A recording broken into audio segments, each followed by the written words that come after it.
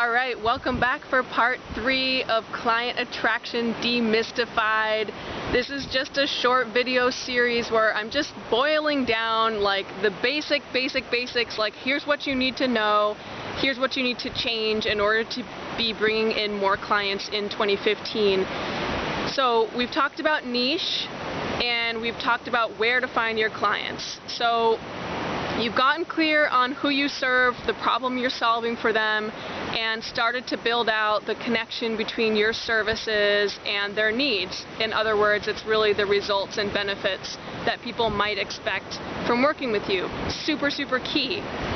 The second part is really where to look, where to find them, how to network with hubs, and really get strategic with your marketing efforts. So now we're at the part of enrollment, and I love sales.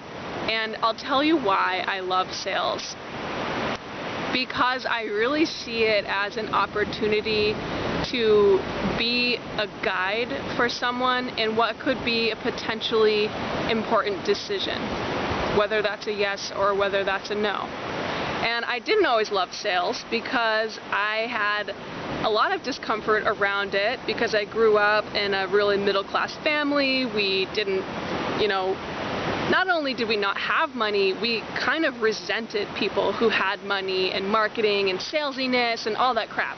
I grew up totally having that mindset.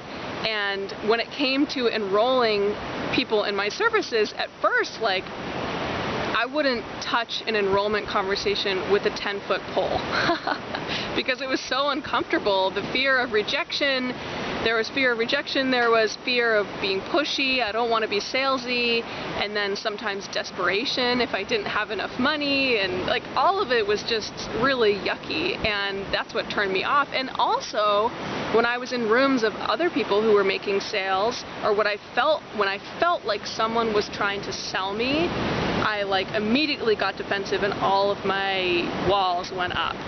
So naturally I sucked at sales until I actually had a lot of training and worked through a lot of my energy around it, and I've done hundreds of enrollment conversations now and I love it and I'm really good at it. And one of the reasons I'm really good at it is because I've developed something that I call a humble confidence, and it's also caring without being attached.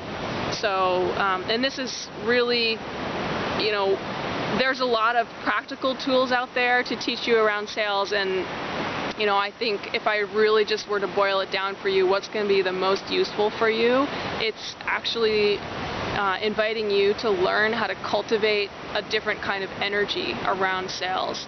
I had a colleague who came to me for support recently because she wasn't enrolling as many people as she would have liked into her group program, and she was like, I just can't figure out what's going wrong. I'm following the script, I'm doing everything I'm supposed to do. And I said, well, are you the kind of person who shuts down when someone is offering their services? And she was like, oh yeah, I get so triggered around that. And so that's something that you really need to be aware of, is really cleaning up your own energy around money and around sales. And because there's no way that you can lead someone through an enrollment conversation and have them say yes to you if you're feeling shut down or you're feeling really uncomfortable or tense energetically. What happens is a person is looking to you for guidance, right? If they come to you as a potential client, they're looking to you for you to be in your leadership and for you to guide them.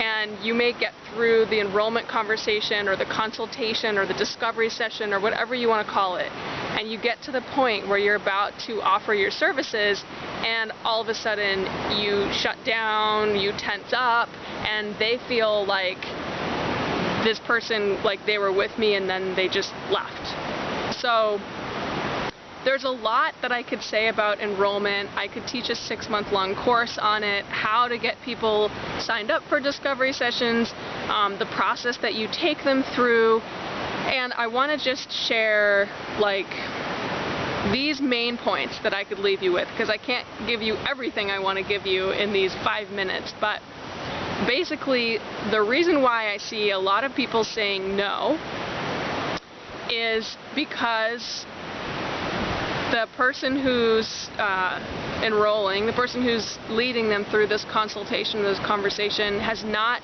taken them deep enough into the emotional reasons for why they would want something to change.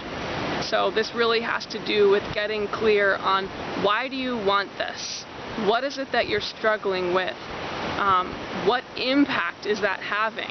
What is that costing you? And actually really connecting with them in a very powerful, intimate, honest, and compassionate way.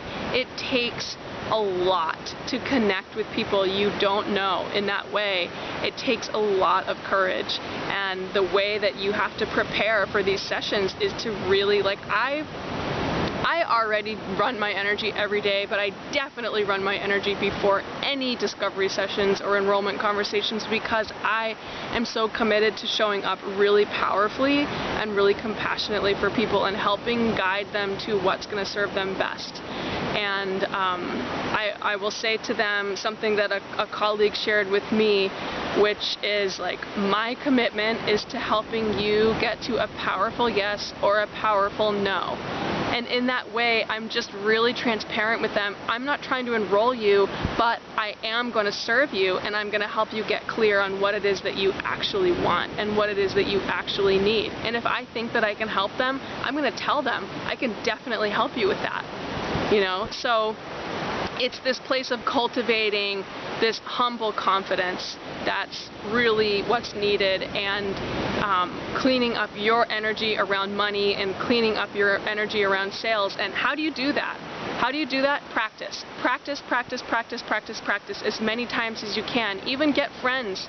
You know, get friends to sign up for these sessions. And if you don't have a script for running these sessions, get one. You know, I work with a script with my clients, and the truth is that the script is helpful just until it becomes natural, and then when it becomes natural, then you can just kind of wing it or go with the flow or what seems most natural.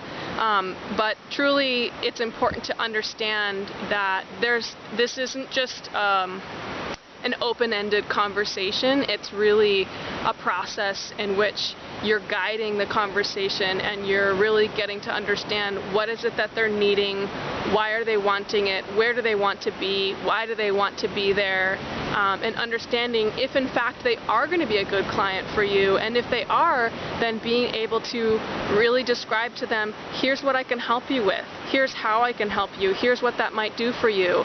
I've worked with people around this before. Here's what we could do together. This is what might be possible.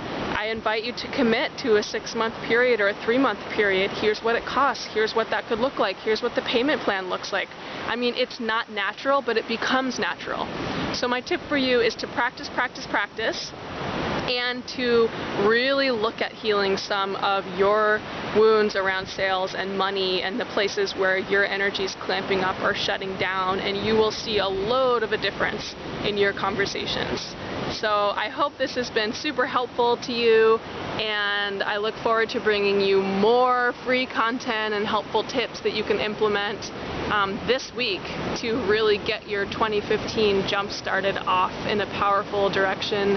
And I invite you to write me with your comments and your shares and tell me what you're struggling with. You know, I always aim to create content that is specifically really helpful for you. So if you have something that you're like, hey, I really need help with this, let me know what it is. You know, there's a good chance I'll create a little video for everyone inspired by you. So, all right, take care. Many blessings, everyone. Mwah!